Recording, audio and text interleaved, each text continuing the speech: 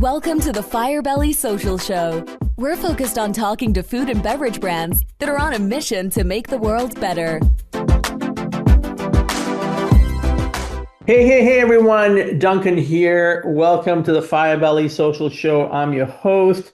I'm the founder of Firebelly Marketing, where we believe social is a revenue system. And thank you to Firebelly for hosting and sponsoring today's episode. At Firebelly, we help food and beverage brands grow through storytelling, awareness, and of course, sales support. So I've got a very, very exciting guest today. David Abadin, founder of DisCo, a company that is modernizing and disrupting today's food distribution.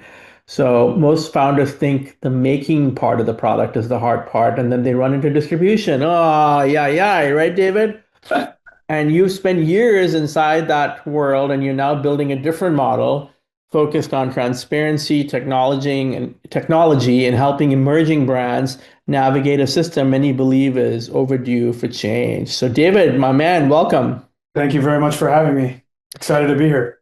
I am excited to have you because it feels like this is such a relevant topic and dare I say, a topic that not enough people are talking about. It's interesting because we're in a situation with what's happening with distributors that, particularly at the national scale, you really only have two options. And if those distributors, for whatever reason, like if you make a LinkedIn post or participate in a podcast or whatever the case may be, saying, hey, we are extremely dissatisfied with our service, and here's why, sometimes they just decide to turn you off. And because there's so many brands and so much noise, the end retailer just says, oh, I guess that brand is no longer being stocked at the distributor. Seal it. So that's why I think to me, it's like the worst kept secret in the industry. You go to somewhere like Expo West or a show or anything, and people are always interested in new paths to market. I mean, I feel like we saw a huge spike in direct to consumer, and then people sort of shifted to retail. And now there is certainly the pendulum is swinging back towards brands preferring to grow slowly. And we live in 2026 in this echo chamber of Instagram and LinkedIn and Forbes 30 under 30, where you only hear about the wins. So some people get sort of attracted to the, hey, we're going to be the next Poppy, or we're going to be the next Groons, or whatever. When in reality, there are thousands, if not tens of thousands of brands that have had incredible value propositions, true innovation, something that really can make a dent on shelves, and they end up in the distribution ecosystem and the wheels come off. So we can dive into it at any one of those topics, but for me, it's one of these things where I kept hearing, and I still hear, necessary evil, and I just refuse to accept that, particularly in today's day and age with how much we can do from a technological standpoint. I don't believe that. Look, in the Middle Ages, if you owned a bridge, you were the guy because nobody could build a bridge. So you had the right to that. But now all these bridges are digital, and anybody can build a bridge. Whether it's a good bridge or not is yet to be, is to be determined, but you could still try. So I felt extremely compelled to use what I know about distribution to build a more transparent and equitable path to market, particularly for small to medium-sized brands. And what we've seen with that is, because there is more transparency, the price that we sell to the retailer is lower. So this transparency doesn't cost anything. In fact, what we've seen is that more often than not, it's a cost savings to the retailer, which is pretty neat because you don't feel the need to hide margin anywhere. You really work together to nail that delivered price and then really sharpen your SRP to be exactly where you want to be on the shelf to maximize velocity. That's the secret sauce. I mean, you covered my first and second question. I mean, I think that I'm just gonna selfishly hone in on the word hidden Yeah, because it seems like the word hidden is single-handedly responsible for putting a lot of people out of business. yeah, People, for example, you're a small, I'll just say you're a small operation and you're, very active in one state and you suddenly, get an opportunity to go to Walmart and you got the wrong people working with you and the wrong deal. And next thing you know, you got all kinds of fees coming at you. There's a whole other, can of like dirty laundry or, dirty sure, laundry there with you not promoting it to get people to go buy. No one sure, knows the product. And suddenly you've got hundreds of thousands in debt and you got to shut your company down. sure. So I think there's a couple things to unpack there. The hidden part of it, I just want to be super clear, is that I don't think anybody's doing anything maliciously. When you sign a contract, and I'm the son of two attorneys, so reading contracts is extremely important. None of these, if these were truly like hidden fees or stuff that was not permissible by law, I mean, these distributors would be out of business a long time ago. But they're there, they're in your contract. The problem is the contract is pages long, and as somebody who's a solo founder, knows really well, as much as I want to read every contract, it would take tens of thousands of dollars to have multiple attorneys look at it. And at some point, you have to prioritize speed, and just getting to market. And look, as naive as that sounds, we all do it. And I'm not an attorney, so don't take my legal advice. But what happens is on Appendix D of page 496 is a clause that says you did X, now you owe us Y. So much so that there is a nascent industry of companies that are helping people fight deductions. And these companies are raising millions of dollars and likely making millions of dollars. And the part that rubs me the wrong way is that you get your laundry list of deductions or chargebacks or whatever the flavor of the day is, and you say, okay, I want to dispute this. That's like going to the DMV. It's like take a ticket, get in line, call an attorney, good luck. And in my opinion, there wouldn't be this industry of companies helping fight deductions if that juice wasn't worth the squeeze. So there's obviously something happening where not all the deductions are necessarily legitimate. And that to me is kind of yucky. And I go ahead. I mean, you spent almost a decade on the purchasing side. Sure. And I think it's fair to say that you saw the pain that founders go through. And is it fair to say that you thought to yourself, man, there's a better bicycle that can be built, and that's what inspired you to go out and do this? Yeah. Yeah. So I want to make a super clear distinction, and I've kind of been doing it more lately. So there's kind of two categories of go-to-market motions with a distributor. I used to work for what is primarily a wholesaler. So we would buy that inventory. The majority of the time was like commodity meats and stuff like that. And the manufacturers that we were buying from were not paying us to distribute that product. We were buying a commodity and then playing a market and making our spread. So we were a wholesaler. Where on my group, we did all the CPG stuff, but we applied that same wholesale model. So I would buy from the manufacturers, the brands, whatever the case may be. And from a financial perspective, end of story on the brand side. Now I own that inventory. If I can't sell it, it's my problem. What the distributor side looks like is, hey, brand, you have to pay me to move this stuff around. So there is a enormous lack of skin in the game on a distributor side, particularly with these larger distributors, because they can stick their elbows out, and they're just a victim of a very concentrated ecosystem. Not a victim, but they're the response to a very concentrated what is essentially a duopoly in the natural food space of moving these CPG products that you and I know and love around. So they get paid to move it, not to buy it and sell it. Wow. I mean, it just hearing you say it, it seems like this traditional system is a pain point and really needed some disruption. Yeah, it absolutely does. And look, it's an extremely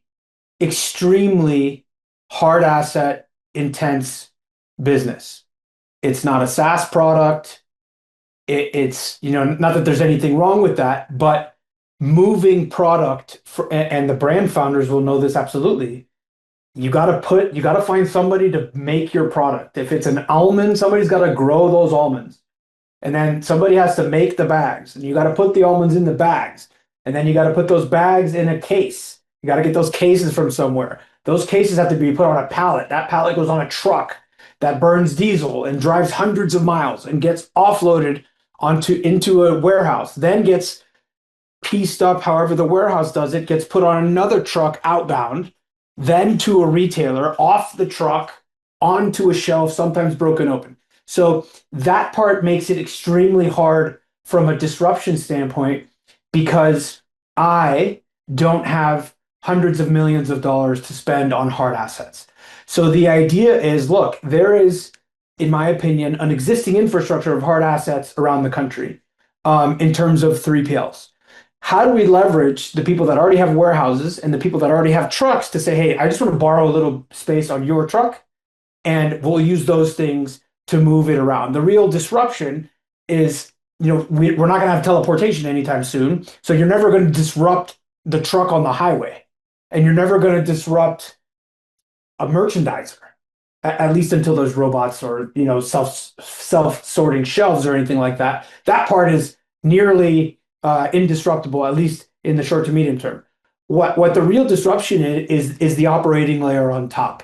How much information do we give to the brands? In our case, it's everything that they want to see in the hope that the retailers then can maintain their same margin profile and pass that along to the consumers. So everybody gets the tagline of the company is everybody eats.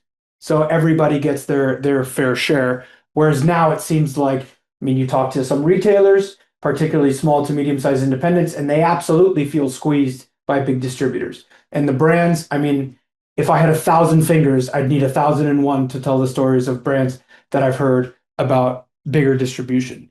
So the real disruption is on the operating layer versus like the sort of tech control tower layer versus moving it around. You're never going to get away from moving it around. I think that we should talk about the name. I think the name is amazing, and you and I go back and forth on that during calls and text messages, but let's get the official story. So my wife actually came up with it, which I think is pretty cool. I think there's a lot of power in the name, in a name. So I forgot exactly what we were doing, but I used to do a ton of business in Central and South America, and a lot of what they do is they sort of aggregate what they're doing in their name. So the petroleum company of Brazil is called Petrobras. And I was working with a big fruit company, and in Spanish you would say Compañía Frutícola, so the company was Com Fruit. I hope they don't mind me name dropping them, but they're good people. So I was like, shit, distribution company, put it together, disco. And I happen to love the genre of music. I think it's fun. I think a lot of the distribution industry, there's so much sexiness at Expo West and brands and colors and fun and samples and all that stuff. And then it's like this opaque boring world of moving the stuff around. Let's add a little jazz to it. Though my one mistake with Disco is that I failed to put it together that in the CPG industry, when something gets discontinued, it's being discoed. So that was my one oversight. But what we are doing is discontinuing unfair distribution, is how we sort of turned it around. So I actually did a LinkedIn poll if I should keep Disco or remove it, and everybody voted overwhelmingly in favor of keeping Disco. So I'm happy we're keeping Disco. I mean, look, you could say a Firebelly is someone who has a lot of courage, and wants to make a change. Or you could say that, hey, they ate too much really spicy Indian food at lunch. Yeah. So, I mean, Yeah. what are you going to Yeah. do? You Yeah. can't always have the perfect name, right? Yeah, of course. Of course. I mean, Of and you course. could be, IBM. Like, what?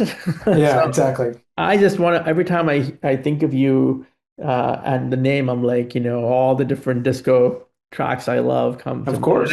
And I think the other thing ironic about the name, I have to just insert my own POV here, is that disco was actually brilliant music, brilliant music. Absolutely. And the influence of disco is still alive in Absolutely. vibrant music. However, in the late 70s and early 80s, all the way through the mid 80s, there was a lot of like basically gender bias or gender-based prejudice, sexual identity prejudice. And it all culminated towards disco because you had lots of gay people in disco, you had black people in disco, you had Latin people in disco. So you had all these shock jocks that were burning disco records, and the Bee Gees got banned. And but the reality is that that form of music never went away. And so you got this big traditional behemoth, that's coming down on the disco, right? I mean, this was not lost on me, as you can tell. I have a lot of time, and I have a preponderance of of esoteric thoughts. But I won't sing. We'll just move on to the next. Yeah. We'll move on to the next question. And so you explained what transparent distribution looks like. Transparent Sure. distribution is where everyone knows what's up, everyone knows what the fees are, everyone knows what everyone's making. And so you're really approaching this differently than the legacy players have. Yeah, absolutely. So whenever we're onboarding a brand or at least doing our due diligence with a brand, it's a call like this. It's not a podcast, but it's on a Zoom or a Google Meet or Teams or whatever. And we say, hey guys, let's reverse engineer this. Instead of saying we charge a 10% on top, and if there's miscellaneous fee, 1, 2, 3, 4, 5, this is what it costs, anything like that. The way we do it is really simple. We just work backwards from the SRP. So if you want to sell something at $9.99 and the store makes a 40% margin, what do I have to sell that item to the store for so they can mark it up to a 40% margin? We then have a margin that we would like to make. We don't paint with a broad brush whatsoever. So we start within a target of 15 to 20% margin. Some brands are more, some brands are less. But what we've seen in talking to our brands is that a lot of distributors say, this is our fee structure, take it or leave it. And sometimes you're selling potato chips that are cheaper on a per unit standpoint or smaller, and the ring is lower. Sometimes you're selling avocado oil that's really expensive. So to use these staunch, immovable margin targets, or at least margin like really hard deadlines, or whatever you want to call it, can really you end up overshooting what the price needs to be on the shelf. So the way we look at it is every brand, every product, however deep we want to go down the rabbit hole within the brand's portfolio, can get custom pricing. Do we want to go really skinny on your high mover to generate velocity and get people trying it? Great, let's do that together. Do we need to make more money on the tail SKUs? So, we're whole at the end of the day. Great. It's all a conversation with the brand. And then before I even buy anything, the brand has to sign off on what I'm buying it from them for and what we sell it for. And then however often they want, it's generally weekly or monthly or quarterly, the brands can request a sales document that shows everywhere we sold it and for how much we sold it to say, hey, we set a max price in an area, like the San Francisco Bay Area is where we're operating. We set a max price that DisCo is going to sell to customers. Here's the report of everything we sold. So they know exactly where every box that they sold to me has ended up and what we sold it for. So I want to feel like an extension of the brands instead of this back to this necessary evil that exists today. So it's full transparency from pricing and sales. And not to mention the data side, right? Because Sure. like how many brands are operating in the dark when it comes to data? It's like, look, my product's there, you're selling it, but unless I spend so much or I got to spend these special fees, I don't even know how it's selling. Exactly. Exactly. And it's not cheap either. Like it could be percentage points of your revenue just to access your data. So back to sort of how this all ends up with why the hell are things so expensive on the shelf? It's because we have all of these layers upon layers on top of what amounts to moving cases around. It's obviously not that easy, but that's why it's definitely a contributing factor as to why groceries are so expensive. And with this, the transparent ecosystem is designed to foster growth because if we say, hey, this metro area isn't doing great, but this metro is, let's go target ad dollars there. Let's talk to Duncan and see how we can drive media there versus just like selling this product and hoping it works. Yeah. And a lot of the distribution world is also split up in sort of sales categories. You have like retail distributors, and then you have people that go to offices, and you have food service, and people that do golf courses and stuff like that, institutional. Whereas we are customer agnostic, so we don't really care where it goes as long as the brand is okay with it going there. So that's also full transparency. We won't sell the brand to anywhere where that brand doesn't want to be on the shelf. The brands put so much work into their brand equity that we want them to have as much control as possible as to where it ends up. So we think that's a big value prop as well. And I think that man, there's such a meaty conversation because there's another challenge there is that when you're working with a traditional distributor, you're typically going into retail, right? Yeah. Or if you're working with someone on alternate marketing channels, you may get vending machines, or you may get mini marts or travel centers, right? But what you're saying is, hey, I come to you, like let's pick, one of your clients, like, Sure. Joaquin comes to you from Santa Gula and he Yeah. says, hey, David, help me, right? And you can look at the use case. Maybe you even have new use cases and say, hey, this is what we're gonna do. Anywhere where that type of product can be consumed, we should be trying to get it there.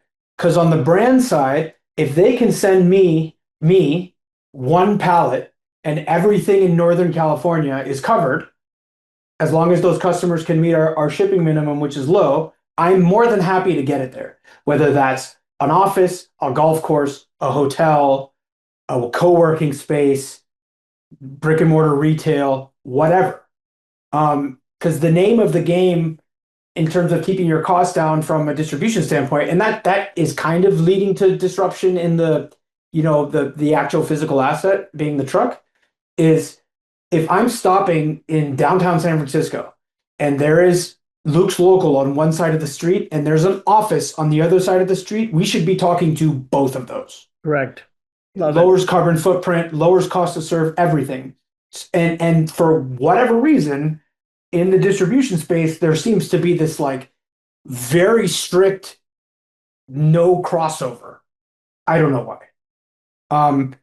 Because if you're in an office and there's a box of Santa Gula, chorizo sticks, that sits on a shelf just as it sits on a shelf at the retailer across the street. So if we're parking that vehicle there, might as well explore all opportunities equally.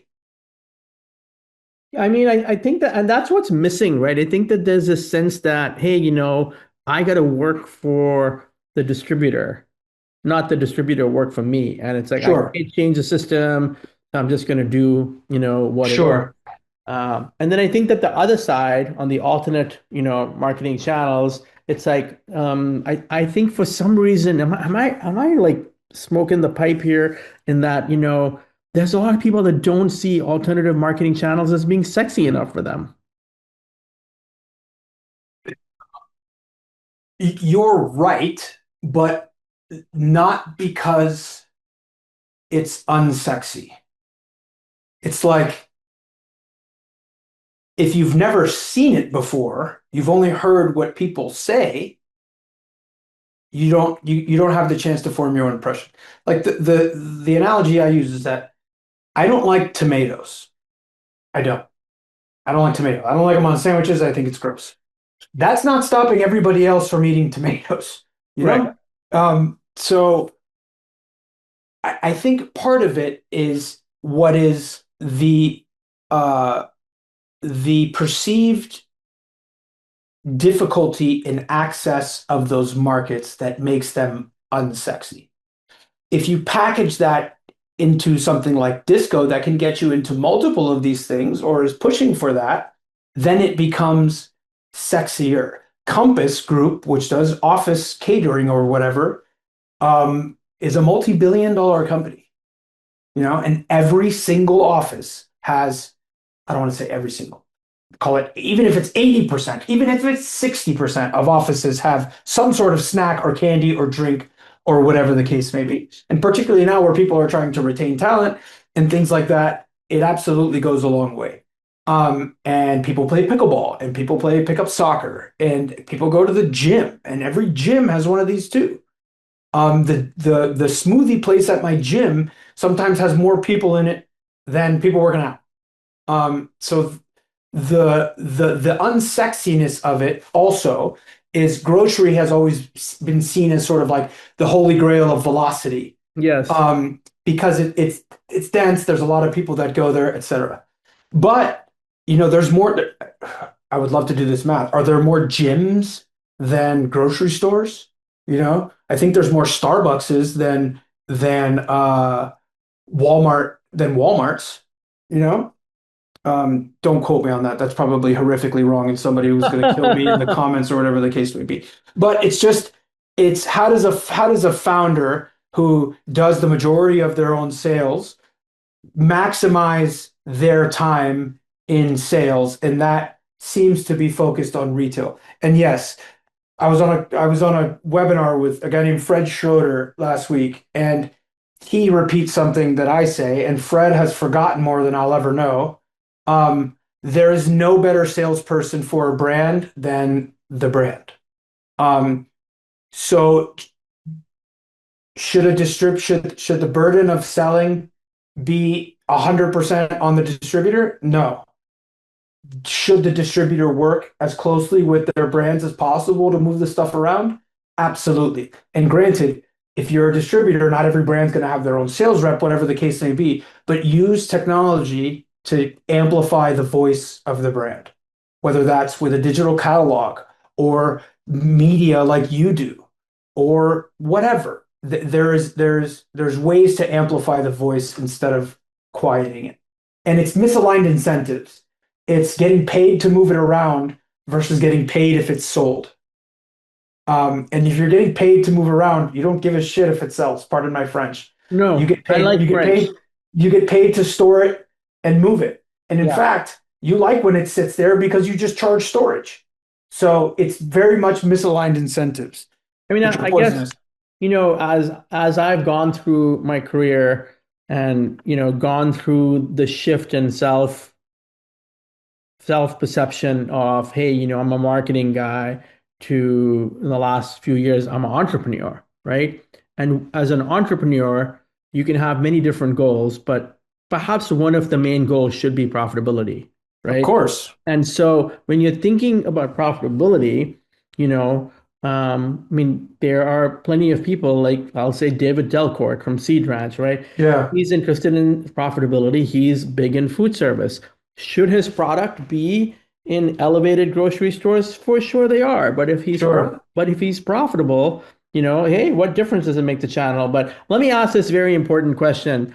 What has been the hardest part about disrupting this industry? I feel like, even in my even in my short texts with you or a few calls, it's like it's heavy because you're It's you're very heavy. you're trying to change something that is everywhere. Yeah, it's really the hardest part, and it's something that I severely underestimated. So, um, not that I'm a successful entrepreneur by any standpoint, but if anybody's listening that wants a piece of advice from what I'm doing is stress test your thesis. Um, and hindsight's 2020, so you're never going to know exactly when you pull the trigger, but um, getting the decision makers at grocery stores to switch even some of their distribution to us has been extremely difficult because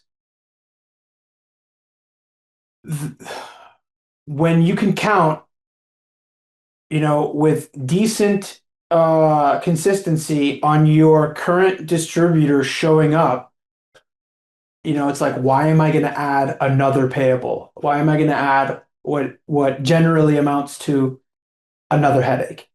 And I thought if we show up bright-eyed and bushy-tailed with a sweet portfolio and great pricing, that we were going to knock them down.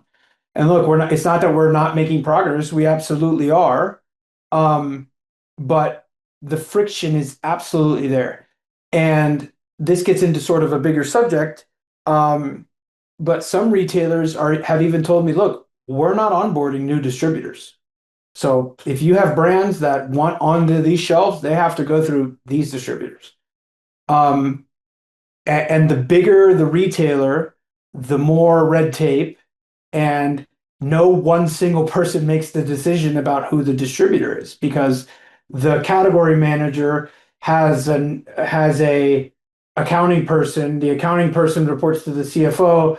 The buyer reports to the purchasing manager. There's then a quality assurance person. And look, those things are good, particularly in food, because you need rigorous quality assurance and vendor like what would you call it? Verification, stuff like that. But it's been the convincing the person on the ground responsible for purchasing to open a new distributor has been exorbitantly difficult, even with the value prop that we have of brands that aren't carried in major distributors. Some brands are that, and we're cheaper with those, and generally net new brands that are very well received in the industry. We have a couple brands that are either Nexty winners or Nexty finalists. I've tried all of our brands. I love them. But back to the tomato example, just because I don't particularly like it doesn't mean it's not going to be successful on shelf. So that has been by far and away the most difficult part. Orchestrating asset light distribution on trucks that I don't own on the other side of the country with a brand new ERP that I've never used and products that are from all over the world has been easier than convincing the person who is 5 miles away from the warehouse to let us stop the truck and sell the stuff. Put it that way. It's kind of crazy. Yeah, I mean, it's overwhelming to think about actually. But let me ask you this question.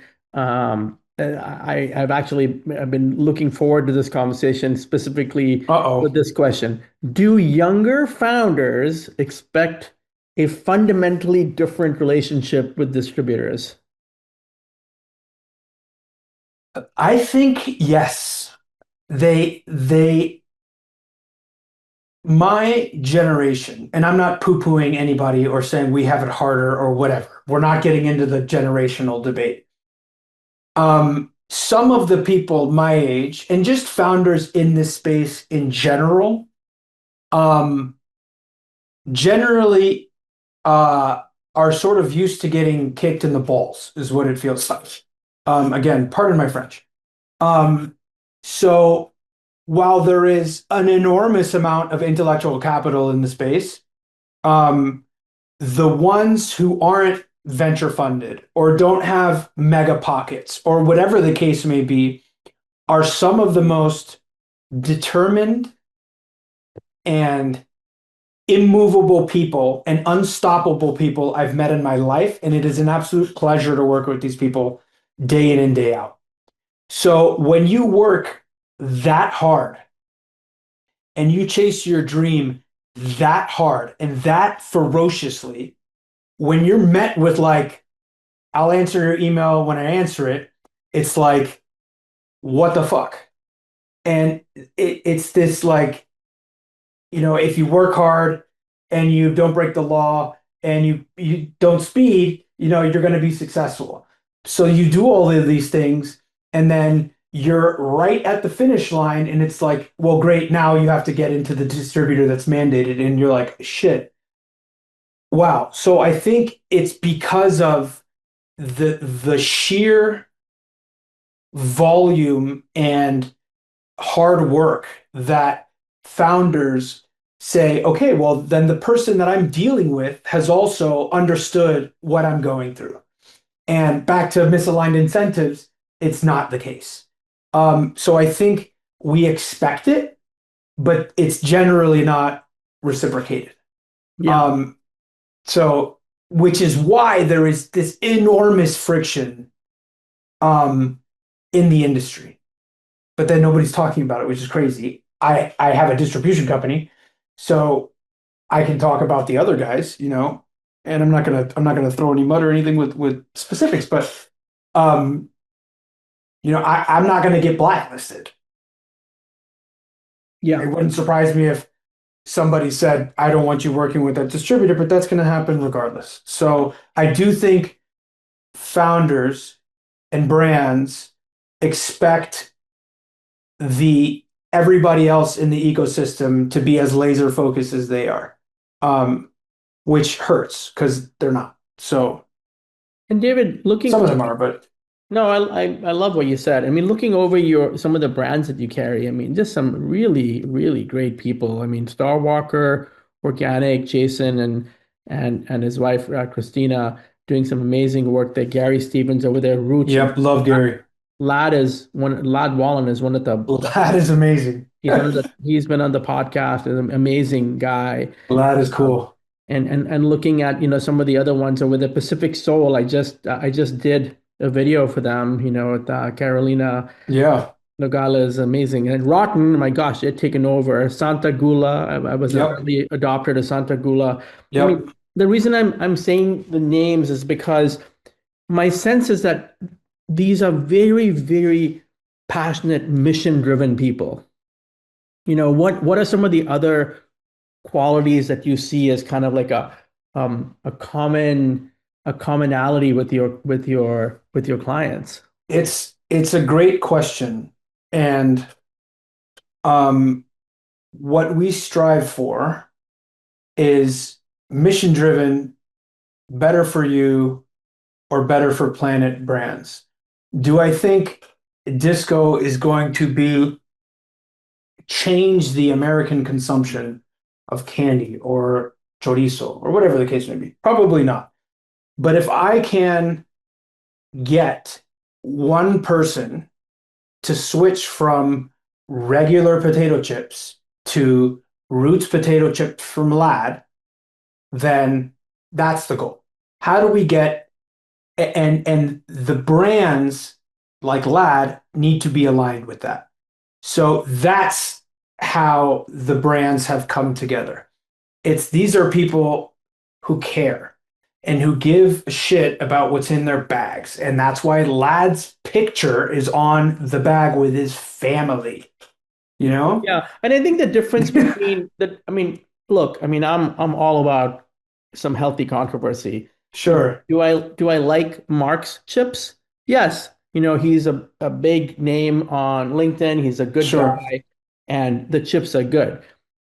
Three ingredients for the most part, right? But the difference between Roots is that it isn't just a potato chip, right? it is a whole ecosystem that Correct. gets you to the potato chip. And not only Correct. that, it is based on progressive in a sophistication standpoint, not in a political standpoint. It is Sure. a progressive approach to farming. It is earth friendly. It is responsible. It's family first. I mean, geez, I love those guys. I mean, I love Mark too. But the point is that there's a very different approach there, right? One is a clean product. The other one is a whole philosophy. Sure. So Exactly. I think I can see that. And even the Santa Gula people, it's like, hey, how do you take something so iconic as that product, and sitting in the market in Barcelona and Yeah. eating that Iberian Exactly. sausage and then bringing it, in a packaged form that's accessible, to the average person. You love bacon, but you've never had Santa Gula, you're missing out, right? Yeah. Yeah. What you're telling me essentially is it is someone that sees the future. They see the wide open sky. They see tomorrow. And, you know, I think we need more of those people to sign up with you. Yeah. And look, we don't ask anything of them. There's no sign up fee. We have no fees. There's no charges. There's no anything. Um, what we ask is help promoting disco, and if that we have inventory in the Bay Area, and if somebody asks, where can I get this stuff? We hope that you mention us. We don't do exclusivities, nothing. I want to work so hard and be such a good service option for these brands that they go out of their way to help promote us. And look, if somebody else can do it better, Godspeed. I think in the same way Lad looks at the potato chip as the connection between the shelf and the soil, I want Disco to be as integral to that potato chip getting to the shelf as what Lad is doing on the field or in the field. And I think that is a piece that gets lost. We talk about farm to table a lot, and somebody like Lad, hey, this is great. Regenerative is great. We love organic. We love no seed oils. We love all this stuff. And then you look at the table side, whether that's I call it the table, but the table encompasses Amazon delivery, Instacart, Erewhon. It's where people engage with the food. So farm is Lad, table is Erewhon. The two is just not even talked about. And the layperson has no idea how it works, Yeah. how stuff gets onto the shelf at Whole Foods or Sprouts. No idea. No idea at all. I mean, I know my son's a teenager, and I was trying to explain it to him, and he was overwhelmed. I'm like, honey, imagine trying to work in that field every day. Okay, so this next round, David, is rapid fire, Love it. four rapid fire questions. Oh boy. You're not allowed to go into great detail. Okay. Okay, okay. Okay. Most overrated trend in CPG. Protein. Yeah. Not because the protein's bad, because it's overdone. Okay, Yeah. that's it. Most underrated trend in CPG. Oof. Um, Super clean labels. Like people Wow. say clean labels, but like mango. Hey, great. One thing founders misunderstand about distribution. There doesn't have to be a necessary evil. One founder trait you love. One founder trait I love, uh, give yourself room to breathe. Don't burn the candle at both ends. Wonderful. So Yeah. sleep, drink water, eat Sleep and food. drink water. Yeah. Go If outside. if you had to pick one person from LinkedIn to belay you on a very dangerous rock climb, who would you pick? Do you know who I'm gonna say? Come on, do it. Eric Martindale. Eric Martindale. He is such a celebrated fellow, and He's just the nicest guy in the world. he is, and he's And he strong. looks strong. Yeah, And he's exactly. strong. Yeah, Exactly. Duncan's a nice guy, but Duncan is not as strong. Yeah. Or maybe Lad, because he's a farmer. He's definitely probably strong. Well, I bet he's got a grip like a bear. and lad comes to the whole family, so they'll all be Exactly. doing Exactly. it. Exactly. Amazing. David, this is such a great episode talking to you. Really appreciate you coming on. And Of I think course. even today, there's so many founders, and distribution seems to be one of the least understood but most impactful parts of the building a food or beverage brand. And what you're doing with Disco is pushing directly against the system. Many founders just kind of quietly struggle with every day. So I'm so glad that you came. Uh, Yeah. and anyone you want to shout out before the end of the show? Oof. All of the brands that I work with. Let's do it. Let's do it. Daily But Crunch. I'm gonna forget a bunch of them. good girl, Isabella. Look, good girl Good snacks. Girl. The girls at Good Girl are great. There's a super cool brand that I cannot wait to distribute called Sour Milk out of New York City. If you're a founder, watch them. They did like a drug deal model for their yogurt, and they're kicking ass. Those girls are amazing. Everybody else in our portfolio, I talk I'll to on a daily I'll basis. I'll So, say it for you. Yellowbird, yeah. Laurel, Agua Yellowbird, Bucha, Laurels, Agua Ferment Bucha, Browser Fermenteria, Soda, Jade at Fermenteria is amazing. Um, Santana Snacks, Santana Snacks, Victor's fantastic. Who else? Uh, Burroughs Family Farms. Burroughs Family Farms, the almonds. Yeah. I mean, you name it. Everybody. Long Weekend, Ringa, Long Naughty Weekend, Cookie. Derek, Stephanie Naughty at Ring is Cookie. fantastic. Jessica at Naughty Cookies, great. Stephanie kicks ass. She's also a great follow on on LinkedIn at Ringa, building a cool brand with an interesting ingredient that doesn't get talked about a lot in Moringa. Moringa is the name of the plant. So Moringa, yeah, Pacific Soul, Tamalitos, Pacific Soul, Tamalitos is great. Who Date else is Better in there? Snacks, Date Better, Michelle at Date Better is fantastic. The team at Wizzy's Tea is great. Happy Uh, Moose. Happy Moose Juice is fantastic. Ryan's a great dude. That juice is incredible. He just did a really good post on LinkedIn. His name is Ryan Armstead about not necessarily chasing big retailers. Go on their store locator, folks, and look at the density in which Happy Moose Juice is placed in San Francisco. They are on every block, in every office, in every independent, every gym, every hotel. So they have 300 or 400 points of sale in the Bay Area. That's That's amazing. fantastic. And he doesn't really need a distributor at that point. He has some where he can, but we're helping him with some things and stuff like that. And hopefully we grow beyond SF. But yeah, that's a cool exercise in hyper local density. Sati Soda, Rotten Tati's Candy, great. Dave's great. Yak Who else? Snacks. Yeah, Yaks, another cool product with a very unique ingredient called chaya, also known as tree spinach. I think it has 3 times the iron as spinach, so Popeye should have been eating this stuff. In Spanish, they call them Popeye. Vital Halva. Vital Halva Sesame Bar out of New York, very cool. Dave's a good guy. We already That's a cool mentioned look. we Who already else? mentioned Santa Gula, and how do you say Choco? Choxo, very Choxo. cool. Yeah, very cool chocolate brand. Smooth. Um, Smol is a very cool South African. They have a cool, super cool portfolio. They do all sorts of. They call their prebiotic soda gut soda, which I love. Instead of like it's Nice. just gut soda. Like talk Nice. about Firebelly. Yeah, Fable Fish. Fable Fish, great brand out of Alaska with a cool story. Oh Super my. clean label. Yeah, Oh my. yeah, love Oh My. Ito N. Ito En, number one green tea in North America. Sponsors of Shohei Ohtani. Kabi Foods, Daily Ka- Crunch. yeah, Kabi Foods is sick. Look at their website. Also, the recipes on their website are out of control. It's product of Japan, which is incredible. It's like a mayo. They have spicy mayo, original mayo, and I think one more mayo, and then dashi soy sauce and a yuzu vinaigrette.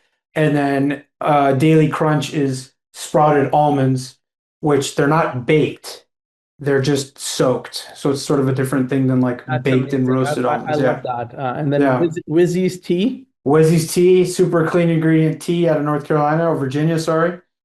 Um, Love that stuff. Very clean, refreshing, delicious. In And glass last, bottles, which is nice. and last but not least, a product that I actually love is Mamame tempeh chips. Yeah. She I've met her a couple times, or I met her at Expo West a couple times. She's fantastic. Those will be in the warehouse soon, um, in the Bay Area. Those are absolutely delicious and a cool, not often seen ingredient, and just a great founder. So love all of our brands. David, thank you for making the world better, my brother, and for I'm trying. giving such a great option to so many founders. Let's do this again. I would love to. Everyone, this episode is brought to you by Firebelly, where we help food and beverage brands build awareness, create demand, and support sales velocity through social. If you enjoyed this episode, subscribe, share it with someone you know and love in food and beverage, and we'll see you next time. One last time, thank you so much, David. Thank you, thank you, thank you. Thank you for having me. Take it easy. See ya. Thanks for listening to the Firebelly Social Show. We'll see you again next time, and be sure to click subscribe to get future episodes.